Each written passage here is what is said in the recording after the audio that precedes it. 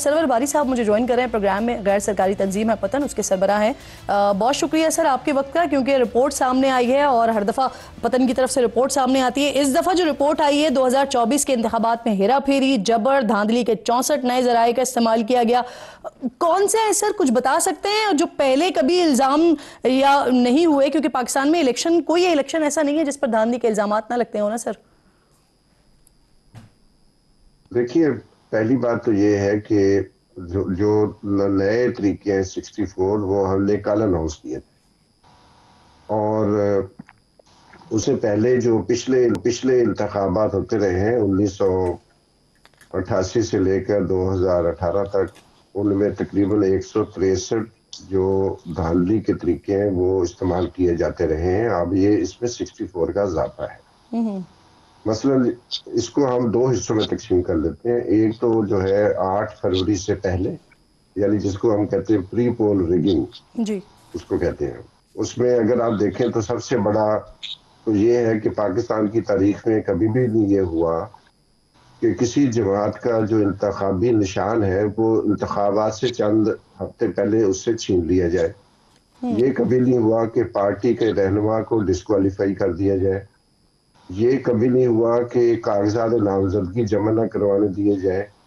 یہ کبھی پہلے نہیں ہوا تھا کہ جو ڈی لمیٹیشن ہے، ایک قومی اسمبلی کے نیچے عام طور پر 2 یا 2.5 صوبائی اسمبلی کے حلقے ہوتے تھے، یا میکسیمم 3 ہو جاتے تھے۔ اس دفعہ تو 7 حلقے بھی ہیں۔ LA 130 میں دیکھیں، LA 28 میں دیکھیں، کراچی میں جا کے دیکھیں، 7 صوبائی اسمبلی کے حلقے ایک قومی اسمبلی کے نیچے ڈالے گئے ہیں، لیکن مکمل حلقہ 1 ہے یا 2 ہوں گے میکسیمم، لیکن باقی سب حلقے ایسے ہیں۔ اور اس کے علاوہ یہ کبھی نہیں ہوا، ماضی کے کسی انتخاب میں یہ کبھی بھی نہیں ہوا کہ قومی اسمبلی کا ٹرن آؤٹ آن ایوریج جو ہے وہ 80% ہو، اور اس کے نیچے جو صوبائی اسمبلی کا ٹرن آؤٹ ہے وہ 40% ہو۔ تو یا وہ 40% والا صحیح ہے یا وہ 80% والا صحیح ہے، لیکن چونکہ ہمیں نظر آتا ہے کہ قومی اسمبلی کا حلقہ مثلا 130 جو ہے، جو لاہور میں فارم کرتا ہے، اس میں پولنگ اسٹیشن نمبر آپ ابھی جا کے دیکھ لیں الیکشن کمیشن کی ویب سائٹ پر، آئی ہوپ کہ ہوگا، لیکن جب ہم نے رپورٹ تیار کی تو اس وقت موجود تھا۔ یہ پولنگ اسٹیشن نمبر 260 ہے، اس میں 102% ووٹ پڑے۔ اسی طرح پولنگ اسٹیشن 277 ہے، 72 ہے، 271 ہے، اس میں 100% ٹرن آؤٹ ہے۔ یہ ممکن نہیں ہے، کیونکہ یہ ہوتے نہیں ہے، دنیا میں کہیں نہیں ہوتا، کسی ماضی کے کسی انتخاب میں نہیں ہوا۔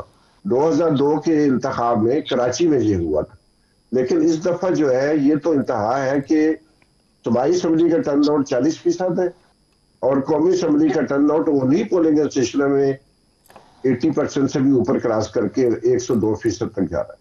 الیکشن والے دن جو ہے وہ ووٹنگ ہوگی، لیکن الیکشن والے دن انہوں نے بند کر دیا، وہ پہلے بھی بند ہوا تھا، لیکن 8300 سے آپ اپنا پولنگ اسٹیشن ڈھونڈ سکتے ہیں، لیکن SMS سروس الیکشن کمیشن نے بند کروا دی۔ اور اس کے بعد پھر آپ دیکھیں کہ جی فارم 45، فارم 47 کے جو رزلٹ اناؤنس کیے گئے اس کی کوئی بنیاد نہیں ہے، اس لیے ہمیں فارم 46 اور فارم 45 میں جو 0 آنا چاہیے جواب، کیونکہ دونوں کے بیلٹ پیپر جو استعمال ہوئے ہیں وہ برابر ہونے چاہیے، وہ برابر نہیں ہے۔ پھر ڈیجٹ آگے پیچھے لگا دو، مثلا 19 ووٹ پڑے ہیں تو آپ نے 19 سے پہلے 2 لگا دیا، 219 ہو گئے۔ سرور صاحب آپ جو چیزیں بتا رہے ہیں نا سر، یہ چیزیں پہلی بار نہیں ہوئی ہیں، کچھ چیزیں اس پہ ہوئی ہوں گی پہلی بار، لیکن میاں نواز شریف صاحب کو آپ کہہ رہے ہیں کہ پہلی بار کسی کو نااہل کیا گیا، تو نواز شریف صاحب کو 2018 کے الیکشن سے پہلے نااہل کیا گیا تھا، پھر نون لیگ کی سینٹ کی جو نشستیں تھیں اس پہ ان کو نہیں الیکشن لڑنے دیا گیا تھا، اس کو بھی ہم اسی کی زمرے میں دیکھتے ہیں سر، نشان لینے کے زمرے میں۔ اور اس کے علاوہ اس کی پارٹی نے انتخاب لڑا تھا۔ اور دوسری بات ہے سینٹ کی ابھی تک آپ کو پتہ ہے خیبر پختونخوا کی اسمبلی کو اپنے ممبران کا چناؤ کرنے کا رائٹ چھینا ہوا، 1 سال گزر گیا، یہ کبھی پہلے نہیں ہوا کہ آپ الیکشن ہی نہ کرائیں، کیونکہ سینٹ تو جو صوبے ہیں پاکستان کے جن کو ہم کہتے ہیں فیڈریٹنگ یونٹس ہے، فیڈریٹنگ یونٹس کی میں برابری ہے، لیکن قومی اسمبلی میں پنجاب حاوی ہے، اس کو برابر کرنے کے لیے سینٹ میں تمام جو صوبے ہیں ان کے 23 سینیٹر ہیں، لیکن خیبر پختونخوا کے 11 سینیٹر ہیں، ابھی تک 13 سیٹیں خالی پڑی ہیں.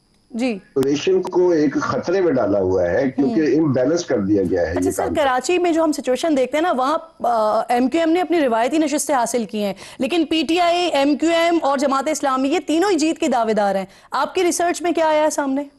دیکھیں کراچی میں تو واضح طور پر نظر آتا ہے کہ کراچی کی جو بھاری اکثریت ہے سیٹوں کی 15-16 کے لگ بھگ، اس میں واضح طور پر یہ ایک بات تو اسٹیبلش ہوتی ہے کہ جو لوگ جیتے ہیں وہ اصل میں ہارے ہوئے تھے. کیا وہ دوسرے نمبر پر تھے یا تیسرے نمبر پر تھے، تو اس کے بارے میں مزید تحقیق کی ضرورت ہے. جو ہمارا دوسرا والیوم آ رہا ہے رپورٹ کا، انشاءاللہ یہ ساری چیزیں جی ثابت کرنے کی کوشش کریں گے کہ سر، اصل پی میں ٹی آئی کا ایک بہت بڑا جیتا کون دعویٰ تھا. ہے، وہ کہہ رہے ہیں 180 نشستیں جیتی ہیں انہوں نے اور صرف 17 سیٹوں پر حکومت بنا کر بیٹھی ہوئی ہے مسلم لیگ نون. ان کے اس دعوے میں کتنی حقیقت ہے؟ دیکھیے اگر میاں نواز شریف صاحب کو ان کے حلقے میں ووٹ نہیں پڑے یا اتنے کم پڑے ہیں تو پھر کس کو ووٹ پڑے ہوں گے؟ ایک بہت بڑا سوال ہے. جو لوگ یہ سوال کرتے ہیں ان سے بھی سوال کرنے کی ضرورت ہے کہ آپ بتائیے کہ اگر میاں نواز شریف صاحب ہار رہے تھے اور وہ 70-80 پولنگ اسٹیشن پر اچانک ٹرن آؤٹ اوپر جانا شروع ہو جاتا ہے، اسی طرح NA 128 میں اچانک ٹرن آؤٹ اوپر جانا شروع ہوتا ہے اور وہ 80-90 99 100 102 پر چلا جاتا ہے، اور انہی 80 پولنگ اسٹیشن سے ہی میاں نواز شریف جیتے ہیں، تو یا تو ہم کہیں کہ صوبائی اسمبلی کا جو ٹرن آؤٹ صحیح ہے تو پھر میاں صاحب کے 40% ووٹ ایلیمنیٹ ہو جاتے ہیں، اور وہ 40% ووٹ وہی ہے جو ہم کہہ رہے ہیں کہ 70,000 کے لگ بھگ جو سر اسی دھاندلی کے الزامات ہیں نا، وہ کے پی کے میں، کیونکہ پاکستان تحریک انصاف کی حکومت ہے اور وہاں پر بھی الزام مولانا صاحب باقاعدہ کہتے ہیں، وہ کہتے ہیں کہ پی ٹی آئی کو فائدہ پہنچایا گیا ہے. جہاں تک خیبر پختونخوا کی بات ہے، صاف نظر آتا ہے. ہم نے وہاں پر یہ تحقیق کی ہے، کچھ کچھ جو حلقے ہیں وہاں پر ان کو نکالا، مثلا NA 10 کو نکالا، NA 28 کو نکالا، تو ایک وہاں پر بھی ہمیں نظر آتا ہے کہ تقریباً جو جن حلقوں میں دھاندلی کا ثبوت نظر آ رہا ہے، NA 28 کی بات کر رہا ہوں، یہاں پر نور عالم صاحب JGYF کے جیتے، اور نور عالم صاحب پہلے پی ٹی آئی میں تھے. نور عالم صاحب نے جو سیٹ جیتی ہے پشاور سے، اس میں صاف نظر آتا ہے کہ وہی جو طریقہ کار اختیار کیا گیا ہے جو لاہور میں 130 میں اور 128 میں استعمال کیا گیا، یا کراچی کی کچھ نشستوں پر کیا گیا، یا NA 265 بلوچستان میں کیا گیا کہ صوبائی اسمبلی کی نشستیں بے تاشا ڈال دی ہیں اور ان کے تھوڑے تھوڑے پولنگ اسٹیشن جو ہے وہ قومی اسمبلی کے نیچے لے کے گئے ہیں، اور سڈنلی وہاں ٹرن آؤٹ بڑھنا شروع ہوتا ہے. قومی اور صوبائی اسمبلی کے درمیان وہاں پر بھی ٹرن آؤٹ میں جو گیپ ہے وہ بڑھنا شروع ہوتا ہے، اور اس سے ہم اندازہ لگاتے ہیں کہ یا ٹرن آؤٹ صوبائی اسمبلی کا صحیح ہے یا ٹرن آؤٹ قومی اسمبلی کا صحیح ہے. دونوں ٹرن آؤٹ صحیح ہو نہیں سکتے. اس لیے ہم کہتے ہیں کہ خیبر پختونخوا میں یا انٹیریئر سندھ میں ہمیں یہ اس طرح کی دھاندلی نظر نہیں آتی. کوئی اور ہے تو ہم نکال رہے ہیں، تو انشاءاللہ وہ والیوم 2 میں آپ کے سامنے نہیں سرور صاحب، پاکستان میں تو ہر الیکشن ہی کنٹروورشل ہو جاتا ہے نا سر. دھاندلی کے الزامات لگائے جاتے ہیں لیکن جب عدالتوں میں معاملہ جاتا ہے تو وہاں پر ثابت نہیں ہو پاتے. تو آپ جن الزامات کی بات کر رہے ہیں، کیا آپ کے پاس کافی شواہد موجود ہیں جو عدالتوں میں ثابت کیے جا سکیں؟ کیفیت ہوگی ہے وہ تو مطلب یہ کہ دنیا کے کسی ملک میں ایسا نہیں ہوا، نہ پاکستان میں پہلے ماضی میں کبھی ایسا ہوا کہ ٹریبونل بن گئے ہیں، الیکشن پٹیشن موجود ہیں اور ریٹائرڈ ججز لگا دیے ہیں. جو سرونگ ججز ہیں وہ ظاہر انڈیپینڈنٹ ہوتے ہیں، جو تو کون سی عدالت کی آپ بات کر رہے ہیں؟ لیکن یہ تو مدعا جو ہے الیکشن کمیشن کی ویب سائٹ پہ پڑا ہے، اور اگر الیکشن کمیشن ہمیں کورٹ میں لے کے جائے تو ہم بہت خوشی سے وہاں یہ سارا مٹیریل جو الیکشن ویب سائٹ پہ پڑا ہے سر وہ سامنے لے آپ کے نے آنے 2018 میں بھی دھاندلی پر رپورٹ جاری کی تھی اور آپ کی رپورٹ کے مطابق فارم 45 کے مسائل تھے، بلکہ اس کی جگہ فارم 46 اپلوڈ کیے گئے تھے. اگر کہا جائے کہ الزامات آج بھی وہی ہیں، صرف بینیفیشری تبدیل ہو گئے ہیں کیا آپ کی رپورٹ کے مطابق؟ ایسی بات نہیں ہے، اتنی سمپل بات نہیں ہے. معاملہ یہ ہے کہ 2018 کے انتخابات میں کسی جماعت نے جو اپنا ان کے ساتھ جو زیادتی ہوئی تھی اس کے خلاف کوئی جدوجہد نہیں کی. انہوں نے بالآخر نتائج تسلیم کر لیے. یہی 1990 میں ہوا تھا. پیپلز پارٹی کو ہروایا گیا تھا، حالانکہ اس کا ووٹ بینک زیادہ تھا لیکن اس کی نشستیں کم ہو گئی تھی. تو اسی طرح پھر 93 میں 97 کے انتخابات میں جو بھی انتخابات ہوئے اس میں یہ ہوا. لیکن ماضی میں ایک رہا ہے کہ ہارنے والی جماعت نے گو کے سمجھا کہ وہ جیتی تھی لیکن اس کو ہروا دیا گیا ہے. اس نے کبھی اس کے اوپر پوزیشن نہیں دی، اس لیے سول سوسائٹی نے بھی کبھی زیادہ غور نہیں کیا. لیکن جب یہ 2024 کے انتخابات میں جس قسم کی دھاندلی ہوئی ہے وہ ڈے 1 سے ہو رہی ہے. الیکشن ہونے چاہیے تھے نومبر میں، اگست میں اسمبلی ڈیزالو ہو گئی ہے تو 90 دن بنتے ہیں نومبر میں جا کے، انتخابات ہوتے ہیں فروری میں جا کے. اسی طرح اگر آپ دیکھ لیں کوئی ایسی چیز جو پاپولیشن سینسز ہونا تھا اس کی پریلیمنری جو فائنڈنگز ہیں، رزلٹس ہیں، وہ اپریل میں آنے تھے، 1 اپریل کو. وہ آتے ہیں اگست میں، 5 اگست کو، اسمبلیوں کی ریزولوشن سے چند دن پہلے. تو ہر سٹیپ کے اوپر دھاندلی ہمیں نظر آتی ہے. ماضی میں دھاندلی تھی لیکن اتنی زیادہ نہیں تھی کہ سب کو بظاہر نظر آئے. اور سرور صاحب آپ کی اس رپورٹ پر اب الیکشن کمیشن کی جانب سے رد عمل بھی آ گیا اور بڑا سخت رد عمل آیا ہے الیکشن کمیشن کا. وہ کہہ رہے ہیں کہ جو آپ نے پریس ریلیز جاری کی یا پھر جو آپ کا انٹرویو ہے وہ حقائق کے بالکل منافی ہے، اور ساتھ وہ کہہ رہے ہیں کہ یہ اداروں کو بدنام کرنے کی ایک منظم سازش ہے. بتا رہے ہیں وہ کہ فارم 45 اور فارم 47 جو ہیں وہ جس حالت میں تھے ڈے 1 وہ آج تک اسی حالت میں موجود ہے. ویب سائٹ پر جا کے اسے دیکھا جا سکتا ہے. ساتھ ساتھ وہ چیلنج بھی کر رہے ہیں کہ اگر اتنا ہی مواد آپ کے پاس موجود ہے دھاندلی کا تو پھر جس شخص کے ساتھ دھاندلی ہوئی ہے یا جس کینڈیڈیٹ کو ہرا کر کسی دوسرے کو جتایا گیا ہے تو اس ہارنے والے کینڈیڈیٹ کو وہ آپ سارا مواد مہیا کریں تاکہ وہ جا کے اس کو عدالتوں میں چیلنج کر سکے اور عدالتوں میں بتایا جا سکے. اور پھر ساتھ ساتھ الیکشن کمیشن کی طرف سے کہا گیا ہے کہ کیونکہ ہمارا موقف بھی نہیں لیا گیا تو اس سے بھی بدنیتی بے بنیاد الزامات اور یہ من گھڑت پروپیگنڈے کا یہ تسلسل ہے جو کہ نظر آ. اس وقت آپ ساتھ موجود تھے سرور باری صاحب، بہت بہت شکریہ آپ کا. اور الیکشن کمیشن کا موقف بھی اس پر بڑا واضح طور پر بڑا کیٹیگوریکلی آ گیا ہے سامنے. ناظرین پروگرام کے آخر میں ذرا بات کریں گے کہ اسلام آباد ہائی کورٹ میں دیگر ہائی کورٹ سے ججز کی تعیناتی کا جو معاملہ ہے یہ ایک تنازع بنا ہوا ہے. اسلام آباد ہائی کورٹ کے 5 ججز اس معاملے پر پہلے ہی اپنے اعتراضات اٹھا چکے ہیں، چیف جسٹس کو خط لکھ چکے ہیں، جبکہ اس تعیناتی کے بعد ملک بھر میں وکلاء بھی اس سارے معاملے پر احتجاج کر رہے ہیں.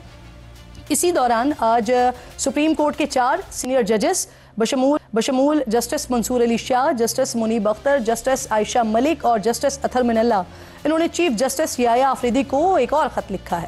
خط میں ججز کی تعیناتی کے حوالے سے بلائے گئے 10 فروری کے جوڈیشل کمیشن اجلاس کو مؤخر کرنے کا مطالبہ کیا گیا ہے.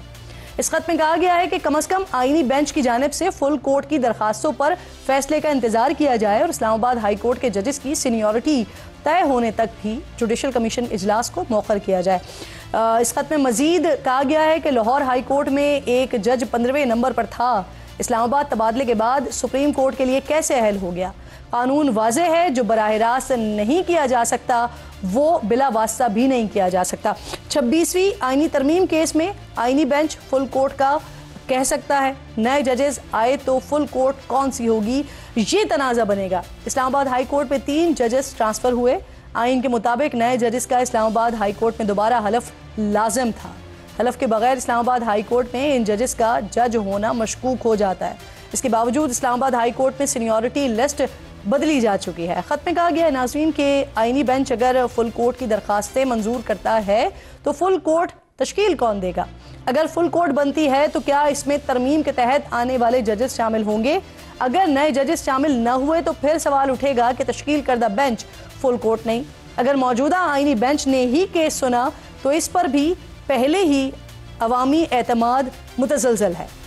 سپریم کورٹ کے 4 ججز کے خط کے مطابق عوام کو موجودہ حالات میں کورٹ پیکنگ کا تاثر مل رہا ہے. ایک طرف وکلاء کل سے 26ویں آئینی ترمیم کے خلاف کل سے لا اعلان کر چکے ہیں. ایسے میں سپریم کورٹ اور ہائی کورٹس کے ججز میں بھی واضح طور پر تقسیم نظر آتی ہے اور یہ مسائل دن بدن بڑھتے ہی جا رہے ہیں، جس سے عدلیہ پر سیاست کرنے، حکومت پر مرضی کے ججز لگانے کا تاثر بڑھتا جا رہا ہے، جو یقیناً نظام کے لیے اچھا نہیں ہے. عدلیہ کی ساکھ ویسے ہی متنازع ہے۔ انصاف کی فراہمی میں پاکستان 142ویں ممالک کی فہرست میں 130ویں نمبر پر ہے، جہاں فوکس ہونا چاہیے، افسوس کہ وہاں کسی کی بھی توجہ نہیں ہے۔ وقت ختم ہو گیا، پر انشاءاللہ ناظرین سے ملاقات ہوگی کل۔ اپنا اور اپنے ملک کا خاص خیال رکھیے، فلسطین کو خاص طور پر اپنی دعاؤں میں یاد رکھیے۔